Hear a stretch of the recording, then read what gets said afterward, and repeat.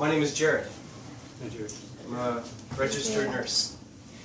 If my wife hadn't put my makeup on me this evening, you would see the dark circles to prove it. I call them chevrons. It comes with the profession, one for every year.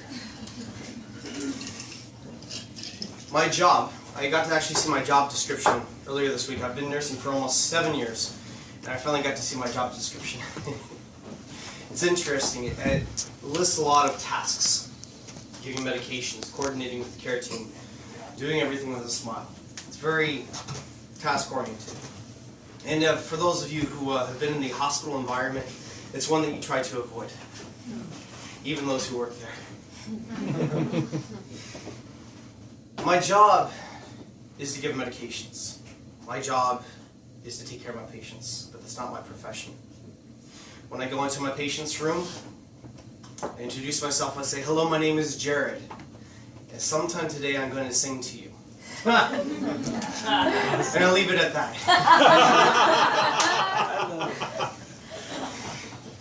They call me the singing nurse, and I've done it for years.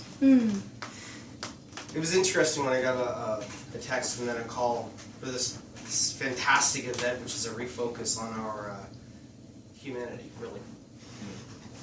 They reminded me of what I do, why I'm in the profession that I'm in. You see, in a hospital setting, as a patient, you're woken up at 2, 3, 4 in the morning for blood work, vital signs, enemas. You're in there with a new diagnosis of cancer, a stroke, heart attack. You've been this person your entire life. And now you're redefined. You're addressed sometimes as your last name. But you can hear the medical staff outside your room saying, room 42B. That's who you are now. At least for that time. Throw that all in with a very traumatic environment and a few side effects and you just don't feel like yourself anymore. Plus you haven't had a shower in 3 days, so you don't smell like yourself anymore. My job is to give them medications. My job is to take care of my patients and coordinate with the team and try to not show them that the stress that they're causing me and all of their family members who are freaked out are causing me is affecting them. My profession as a registered nurse is to help them find and maintain their humanity again. And that's what I do. It's interesting with the aging process as we fall apart. I felt it was something to bring up as it brings up it matches our theme, Wabi Sabi. You know, after we reach our 20s and then our 30s, we start to notice lines, dark circles. We're changing. We're not who we are anymore. We're not who we were anymore. We spend that first 30 years of our life trying to define ourselves, and then we spend the next, hopefully 60, trying to maintain that. We wear makeup. We put on creams. Some of us, we do our surgeries. We try to be young, feel young, look young again. And I'm not condemning that. You know, it matches our culture. It matches who we are. That might be who we try to define for the first 30 years of our life. Is somebody who's old enough and young enough to still do everything. But at the same time, we can lose something valuable in aging.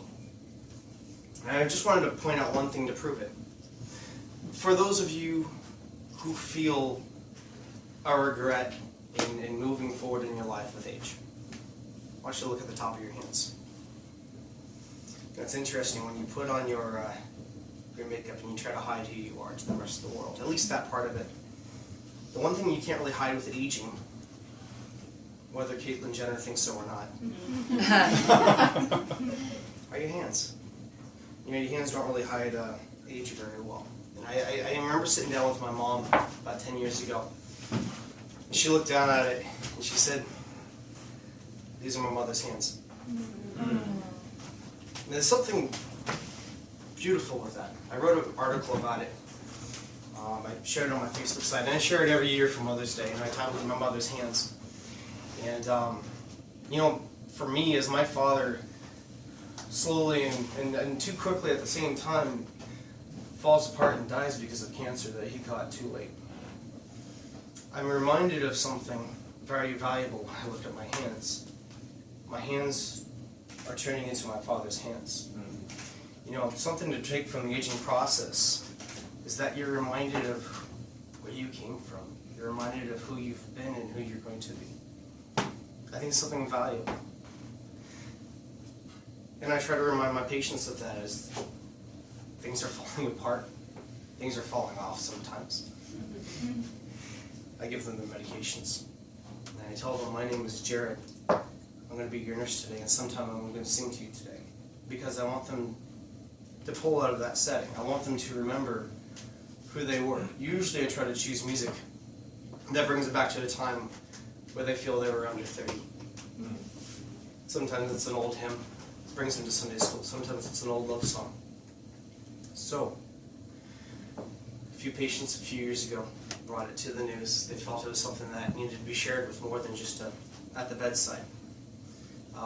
Because of that, I've had an opportunity to appear on Jay Leno, The Doctor Show, CBS, NBC, CNN, Good Morning America. I've been on everywhere from here around the world and back again. Most of the fan mail I receive anymore, I usually have to put through Google Translate. And I did find out that humor and sarcasm do not translate very well. So I've had a lot of apologies in Arabic.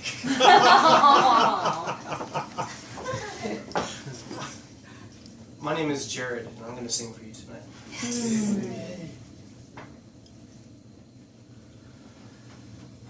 I'll be seeing you in all the old familiar places that this heart of mine embraces all day through.